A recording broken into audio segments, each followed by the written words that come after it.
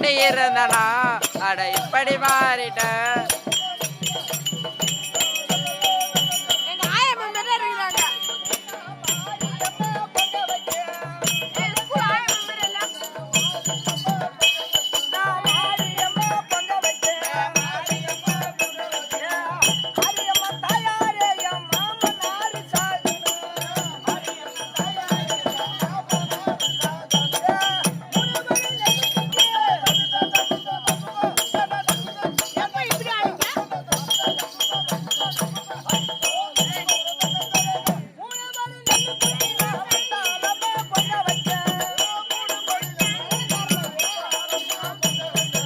அந்த அண்ணன் வரும்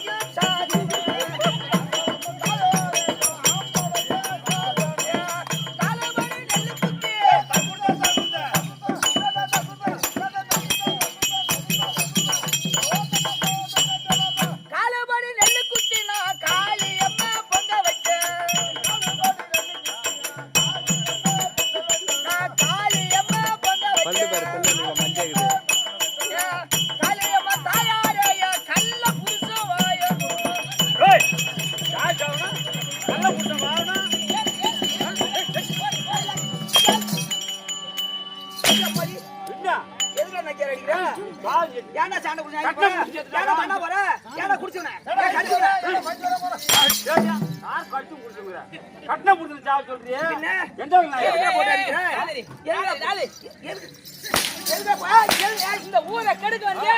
இந்த ஊரை திருத்த வந்தியா? ஆமா, இந்த ஊர்ல இருக்கிற சக்காலத்துல ஒண்ணும் தெரியாது.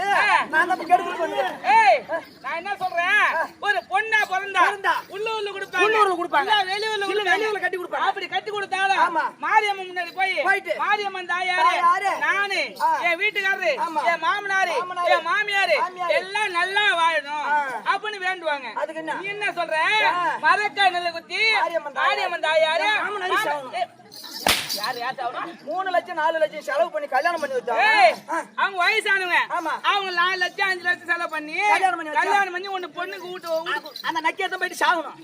கல்யாணம் பண்ணிட்டு 3 இப்படி வாசல்ல காலை வச்ச உடனே என் மாமனாரும் என் மாமியாரும் செத்து போனாதான் அது வயசான காலத்துல ஆக்கி போடணும், துணி துவைச்சு கொடுக்கணும், பணியோட வேலை செய்யணும்.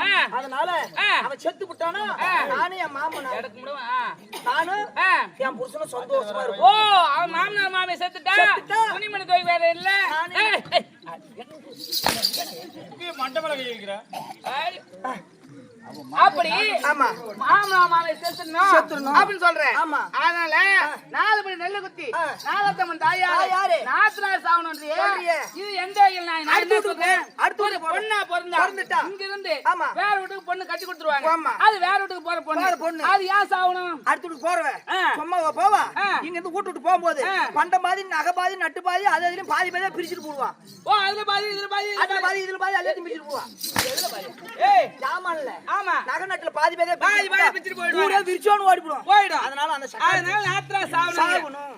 3 படி நெல்லு குத்தி முத்தாளம்மன் தாயாரு மூத்தார் சாவணும். அவங்க குடும்பம் தனி, உங்க குடும்பம் தனி. அவங்க ஏன் சாவணும்? பாகரண்ட புட்ட கம்யூனிட்டி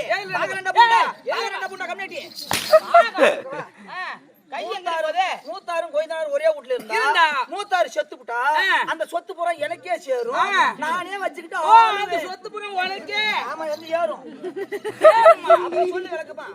அதனால மூத்தாரு சாகணும். 5 படி நெல்லு குத்தி அங்காளம்மன் தாயாரே ஆம்படிய சாவணும்.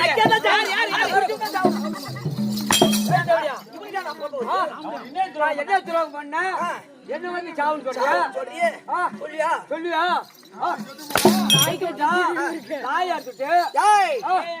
அப்படி செத்து விட்டா அப்படியே உன் புருஷன் எடுத்துக்கா. ஓ மண்ட நிறைய பூ வைக்கிறேன். ஆமா அந்த பூ வைக்க முடியாது. மண்ட நிறைய பூ ஒரு நாளைக்கு பூ என்ன ஆகுது 50 ரூபா 60 ரூபா ஆகுது. அதனால பூவும் தேவையில்ல வச்சுக்கிறேன். பூ தேவை நீ வச்சுக்கிடா. ஒரு நாளைக்கு 150 ரூபா கொடுத்து எவன் பூ வாங்கி வச்சு சரிம்மா பூ தேவையில்ல. கை நிறைய வலையில போறியே இந்த வலையில அந்த வலையில வச்சிருவாங்க. இந்த வலையில வச்சுக்கிடா. ஒரு தங்கோலே அம்மா வலையில தேவையில்லை. ஏமா வலையில வேணும்னு சொல்லிட்டேன். ஆமா கால்ல போறியே மெட்டி ஆமா அந்த மிஞ்சி போட முடியாது. நடும்போது கைட்டிட்டு விந்துருன்னு அப்பயே அடமானம் வச்சுட்டு நாங்க அரமணை வச்சுட்டேன். இதெல்லாம் இதெல்லாம் போனா போகட்டும். கடைசியா ஆமா ஓ வீட்டுக்கார செத்துட்டா ஓ தாலி அறுத்துருவாங்க. ஓ தாலி அறுத்துருவாங்க. தாலி அறுத்துருவாங்களா ஏன் மாமா